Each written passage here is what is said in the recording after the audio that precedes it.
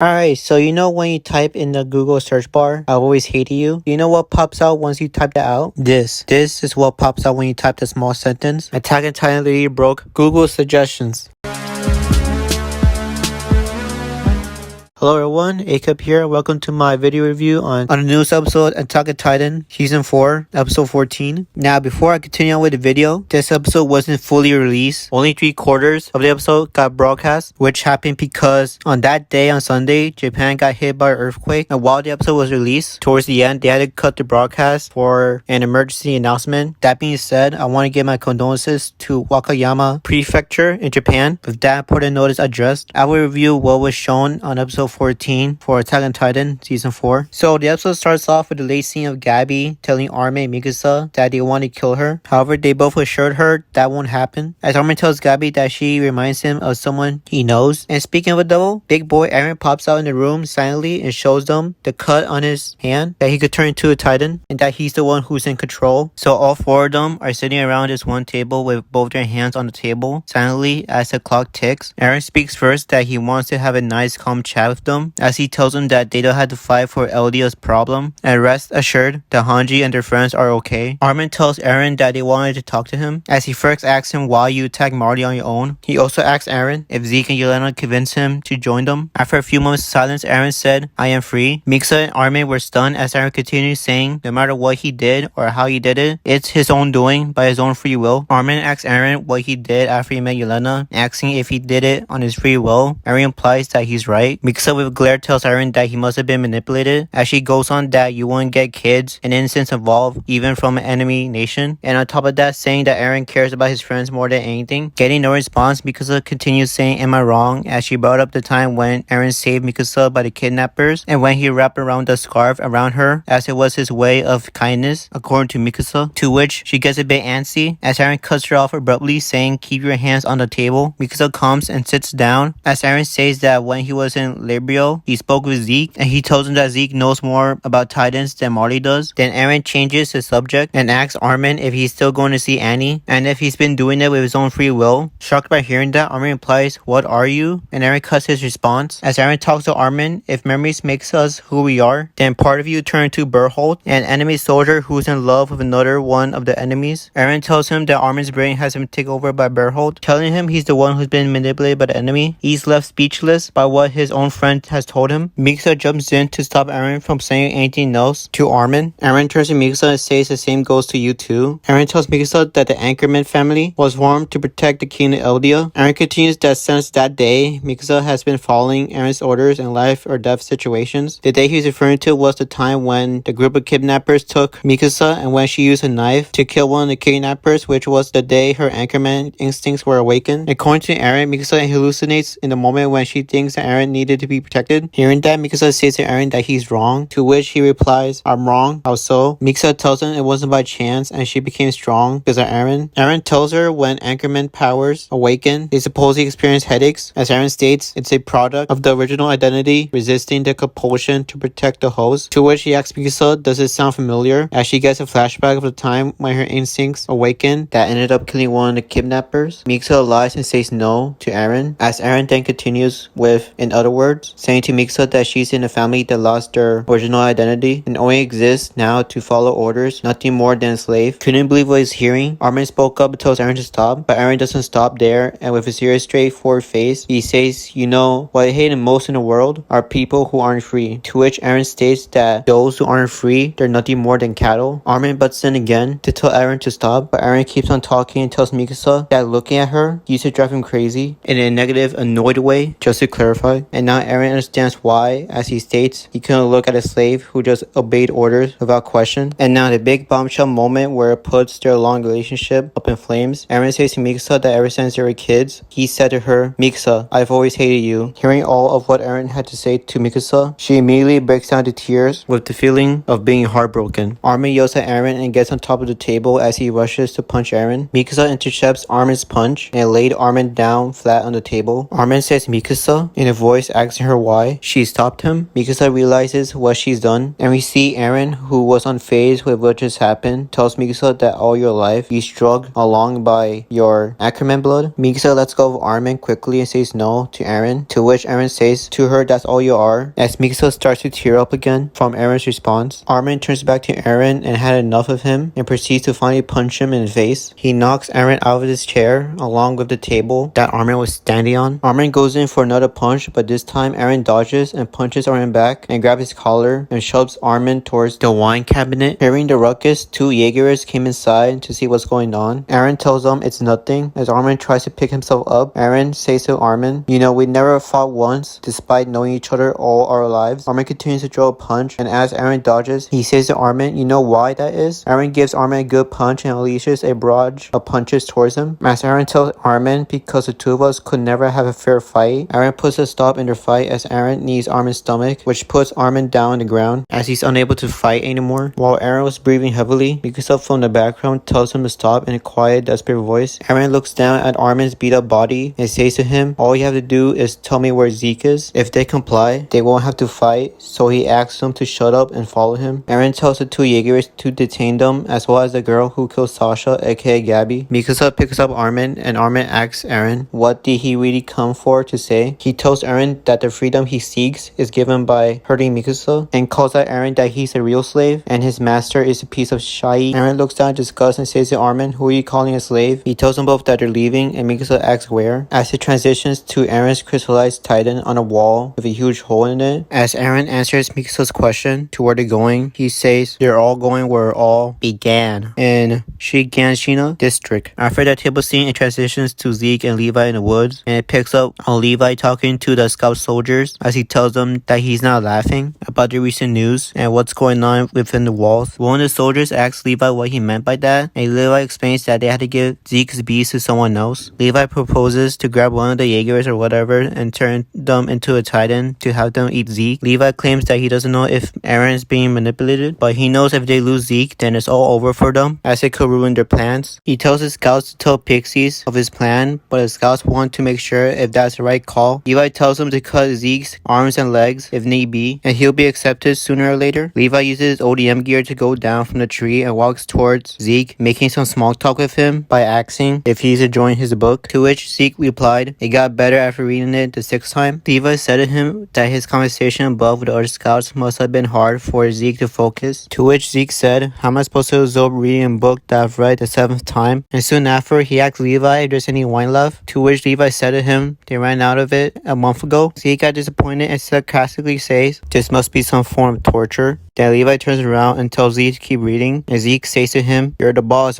Once he walks away, Levi tells himself within his mind that he doesn't care what Pixie says, as he's going to kill Zeke. He knows that he has 35 soldiers along with himself to keep Zeke in their possession, beast tied or not. Confident in that, Levi knows that there's no sense in letting Zeke keeping his limbs, as he gets a flashback of way back when of Erwin, and Levi says he'll finally keep that promise he made to him during the reclaiming of Shiganshina district. Levi says to himself that their devs have had a meeting and he can finally prove it. So he turns right back where Zeke is. However, he sees Zeke's book is open and Zeke himself is running away from the campsite. At first, Levi was confused and doesn't know why Zeke is running away, which makes sense since he mentioned earlier that there's no way that Zeke could get away from him and his 35 men. However, that's where he is wrong, and Zeke turns the tables on him as he roars while running away. It zooms onto Levi's face as he's totally dumbfounded on what's happening. Zeke's roar caused the scout soldiers to all freeze up, turn numb, and drop all their supplies from the high trees. And from that roar, each soldier are transforming into yellow balls of light at a time. From the outside, the whole forest glows a bright orange color. Levi from the ground sees what's going on, and you could tell from his face that his pants are probably full of poo as titans are falling from the trees and landing on the floor. From that scene, it transitioned to the military police, all shook, as for a moment they all stood frozen, and each one of them felt like they were frozen in place. And we see Falco and Hanji in the carriage, and Falco feels pain. Hanji asks him what happened, and he replies that it felt electricity just coursed through his body. Hearing him say that, Hanji said, could it be? And cuts to Pixie saying, you've done it now, Zeke. As it transitions to Zeke being carried by a titan, running away, he says goodbye to Captain. Zeke makes a dark statement that he knows that Levi cares about his men, and even though they got in a small growth spurt, Zeke believes Levi wouldn't slice his own innocent subordinates. After that, we then see an abnormal titan chasing Levi as he uses ODM gear to get away to the trees. Looking from high above, Levi realizes this has something to do with the wine. As the other Titans start climbing up the trees to get Levi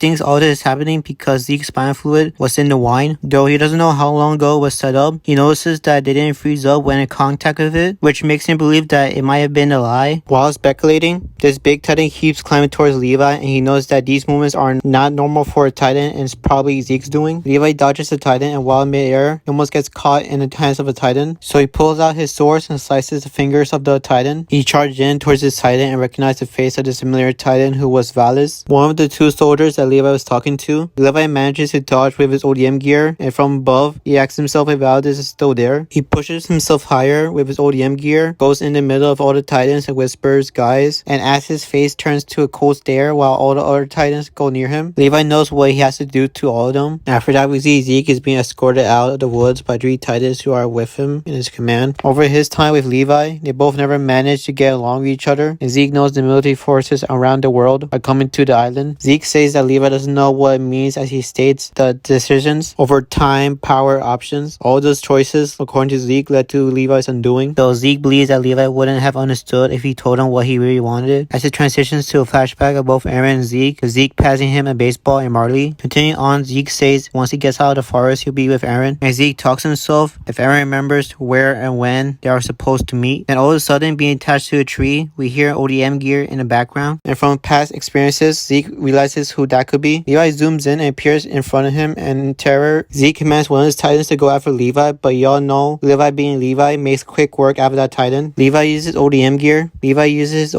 And targets the Titan carrying Zeke from behind, and so Zeke throws a huge fit and says, "No, come on, not again." He puts matters in his own hands, so he transforms into his Beast Titan. From the glowing light, Levi keeps his distance from him, and Levi lands on the ground, transformed, as he grabs the running Titan and rips its head off. Zeke screams, "Where are you?" to Levi. As Levi goes swinging branch to branch, and Zeke sees him and crushes the Titan's head into small bits and throws it at Levi. And we see this epic gruesome scene of the Beast Titan ripping the Titan's body in half, one leg in one hand and another leg in the other. Zeke yells out to Levi, trying to get under his skin, saying, "What happened to your cute subordinates?" And to answer that, we see a shot of the Titans all wiped out by Levi, with smoke all over the air emitting from their deaths. Levi didn't seem unbothered by his comments, as he's just focusing on defeating Zeke as a branch falls behind Zeke, which makes him throw the small Titan bits towards behind it. Levi's plan from there was to cut the branches to confuse Zeke, and Levi teases him that he's getting desperate, saying all he had to do was be a good boy and read your book. When the branch is falling, Zeke looks up as Levi continues saying, "Whatever idea made you think you could get away from me?" Zeke throws the remaining Titan bits towards Levi, though Levi's aerodynamic speed gives him the edge to dodge them as he launches his thunder spears at Zeke, penetrating his nape through where his normal body is. With the spears detonating on him, Zeke lets out a painful scream while his human body falls out and lands on the ground. Zeke's body, and especially his face, looks so unrecognizable. The face is wrinkled, the nose is gone, blood is leaking out, and steam is emitting over his body. Levi whips his sword out and grabs Zeke's left his body from the head and says, "Short time no see, Beardo." Levi follows it up, saying to Zeke, "You filthy, reeking, ugly son of the bee." He drags Zeke's body and tells him, "Don't worry, I won't kill you yet." Then, a continuation of the episode, we see Commander Keith, who's with a new batch of training corps. He addresses to tell them to not worry about the Jaegerists, and it's their duty to simulate Shingashina district from Titan attacks. While everyone seemed to be displeased from hearing that, a group of new recruits from behind talked about their thoughts on Eldia's future and how Commander Keith is living in the past. One of the new recruits talked about how they should really focus on the future of Eldia with Eren Yeager, who could lead Eldia. After that conversation, the doors behind Keith open up and the Jaegers have raided the building with Hanji as their hostage. Fluch opens the conversation that this new branch of military has changed ownership. Fluch and the rest point their guns towards Keith, saying he'll follow their orders from now on. Keith talks to Fluch, saying you can't do anything without having a gun around to demand orders. Fluch cuts him off by shooting his gun near his feet. Fluch tells Keith that they have no use for an old man like him, and so Fluch stands in front of the new recruiters and gives an inspirational speech to them, telling them that this is time for a change as they need to save Eldia and they need to get their act together to fend off the enemies in the outside world. Fluch gives them two options: one, to join them with Eren, or two, die here with Keith with his old ways. The 5 recruiters from the back stand in front saying they will join them in the name of Eldia's future. So Fluch asks them to beat up Keith to prove it. Archie tells Fluch he's going too far. However, Keith doesn't want to back down. He tells everyone to give him their best shot. As the scene going black, Keith is now seen beat up, lying on the ground. Fluch welcomes the recruiters to their ranks, and he tells Hanji to let them find Zeke's meeting place. After that scene, we see that all of Aaron's friends and Sasha's family are being kept in an underground prison, and we see Aaron, who's in a hallway alone staring at the window, and we see his usual dead stare in his eyes. Later in the day, we see Levi and Zeke in a carriage. Levi warns Zeke if he moves, then the wire connected with the thunder spear that's inside of his stomach area will explode his guts in two. Zeke is still in pain from their fight, and Levi remarks that it must have been hell not to be able to die from this. Levi stands up, pulls out his sword as he tells Zeke about those soldiers that were turned to Titans and him vomiting over Zeke's plan. He slashes Zeke's feet in half as he gives an awful scream of pain. And Levi keeps going at it. He tells Zeke to shut up as he slices him up more. Once Levi was done tormenting Zeke, Zeke asks where is his glasses. Levi replies that he doesn't know and that he doesn't need them. And switching to Zeke's face as it zooms in, a voice is heard as well as a flashback is presented with Zeke and a guy playing catch with a baseball, and turns back to Zeke's burned out face saying, "I can't, Mr. Casaver. I have a mission to fulfill," as the episode ends there. Well, the full episode just dropped today. The last episode for Attack on Titan Season 4 Part 1 will end next week. And once again, I'm going to give my condolences to Japan on the recent earthquake. And once again, Attack on Titan be giving these amazing episodes, these great episodes. The soundtrack that was used in Levi vs. Beast Titan scene, oh my god, it was so godly and so epic. Like, it literally fit in everything, in every scene, and syncing well. My next review on today's episode 15 for Attack on Titan will come out soon. With that being said, I hope you enjoyed this video. If you do, please give this video a like and consider subscribing to my channel for more anime content such as this. And see y'all next time in the next video. Peace.